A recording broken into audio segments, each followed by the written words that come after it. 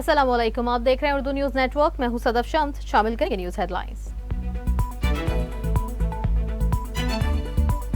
गैर कानूनी तौर पर मुकीम तारकीन वतन 1 नवंबर तक पाकिस्तान छोड़ दें। हुकूमत ने डेडलाइन दे दी। निगरान वज़ीर आज़म अनवारुल हक काकड़ की ज़ेर सदारत कौमी एपेक्स कमेटी के इजलास में बड़ा फैसला। पाकिस्तान में सिर्फ प्रूफ ऑफ रजिस्ट्रेशन के हामिल अफगान मुहाजिरीन सकूनत के अहल होंगे। अफगान शहरी कानूनी तौर पर इजरा करदा डिजिटलाइज ई तस्करा पर ही पाकिस्तान का सफर कर सकेंगे।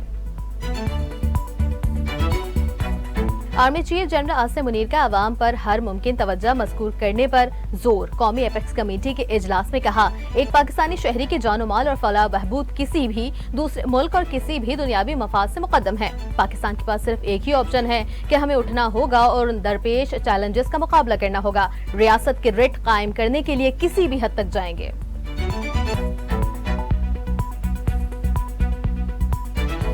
गैर कानूनी मुकीम गैर मुल्की 1 नवंबर से पहले वापस चले जाएं। एपेक्स कमेटी के इजलास के बाद न्यूज ब्रीफिंग में सरफराज बुख्ती की खबरदार कर दिया। उन्होंने कहते हैं कि रियासत मजलूमों के साथ खड़ी होगी, किसी को बंदूक के जोर पर एजेंडा मुसल्लत नहीं करने देंगे।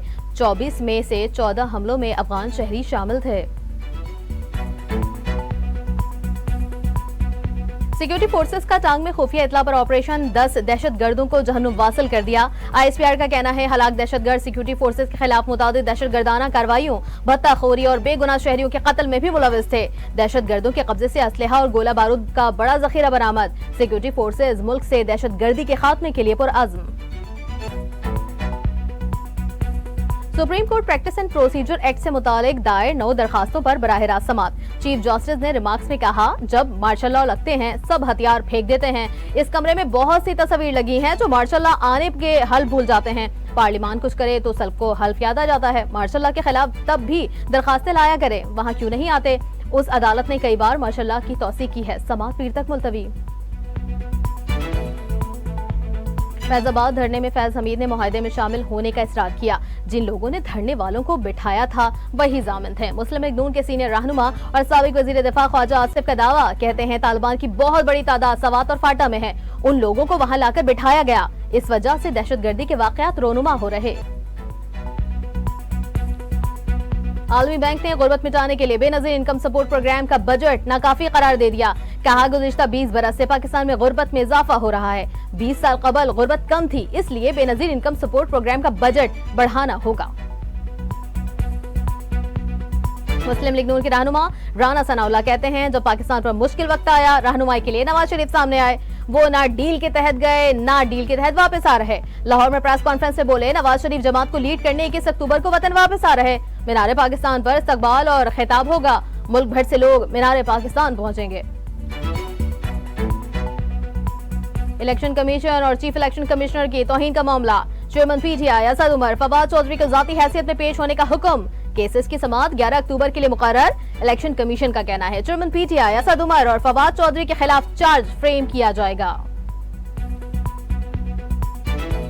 निगरान वजीर आला पंजाब मोहसिन नकवी की जेर सदारत अमन और अमान से मुतालिक इजलास। निगरान वजीर आला पंजाब मोहसिन नकवी ने कहा, शरपसंदों के सहूलतकारों के खिलाफ भी घेरा तंग किया जाएगा। कंडल चेक पोस्ट पर दहशतगर्दों का हमला, नाकाम बनाने वाले एहलकारों को खराजी तहसीन पेश। शरंगेजी फैलाने वाले अनासिर से आहनी हाथों से निपटने और उनकी फाइनेंसिंग रोकने के लिए जरूरी इक़दाम का फैसला। भारत में फैलने वाले खतरनाक वायरस निपा के पाकिस्तान में भी मुमकिन फैलाव का खतरा। महकमा सेहत सिंध ने सरकारी अस्पतालों के सरबराहान को भी एडवाइजरी जारी कर दी। वायरस के मुमकिन खतरे के पेश नजर तमाम अमले को अलर्ट रहने की हिदायत। बलोचिस्तान के जिला कोहलू में लेवीज की कार्रवाई। दहशतगर्दों के कंपाउंड से भारी मिकदार में असलहा और गोला बारूद बरामद। लेवीज हुकाम के मुताबिक कार्रवाई 11 घंटों तक जारी रही। 40 से ज्यादा लेवीज अफसरान और एहलकारों ने शिरकत की। वाइस एडमिरल नवीद अशरफ ने पाक बहरिया का नया सरबरा मुकर्रर कर दिया गया है। तर्जुमान पाक बहरिया के मुताबिक वाइस एडमिरल नवीद अशरफ को 7 अक्टूबर 2023 को एडमिरल के ओहदे पर तरक्की दी जाएगी। तब्दीली कमान की तकरीब 7 अक्टूबर 2023 को इस्लामाबाद में होगी। जस्टिस इरफान सादत ने कायम मकाम जस्टिस सिंध हाई कोर्ट के ओहदे का हल्फ उठा लिया। सीनियर जस्टिस अकील अब्बासी ने कायम मकाम chief justice Sindh high court से हल्फ लिया। सिंध हाई कोर्ट के चीफ जस्टिस अहमद अली शेख की मुद्दत 2 अक्टूबर को मुकम्मल हो गई थी।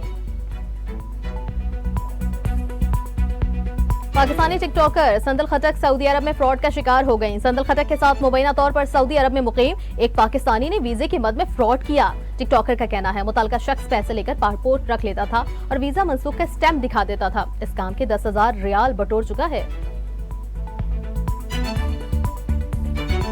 इंसदादी दहशतगर्दी के लिए पाकिस्तान के साथ कसीरुल जहती फोरम्स पर ताउन जारी रहे, जबकि तर्जुमान अमरीकी महकमा खारजा मैथ्यू मिलर की प्रेस ब्रीफिंग कहा दहशतगर्द गिरोहों की फहरस्त और आलमी हिकमत अमली समेत मुतादिद उमूर शामिल हैं। हर किस्म की पुरतशद्दुद इंतहा पसंदी का मुकाबला करने के लिए पाकिस्तान की कोशिशों में बेहतरी के लिए ताउन जारी रखेंगे। और साबिक भारतीय ओपनर वीरेंद्र सहवाग ने पाकिस्तानी टीम के हवाले से अपनी ख्वाहिश का इजहार कर दिया। एक इंटरव्यू में कहा वर्ल्ड कप में हैरान कुन सरप्राइज देखने को मिलेंगे। शायकीन क्रिकेट को हैरान करना है तो ऐसा होना चाहिए कि अफगान मेगा इवेंट में पाकिस्तान को हराए।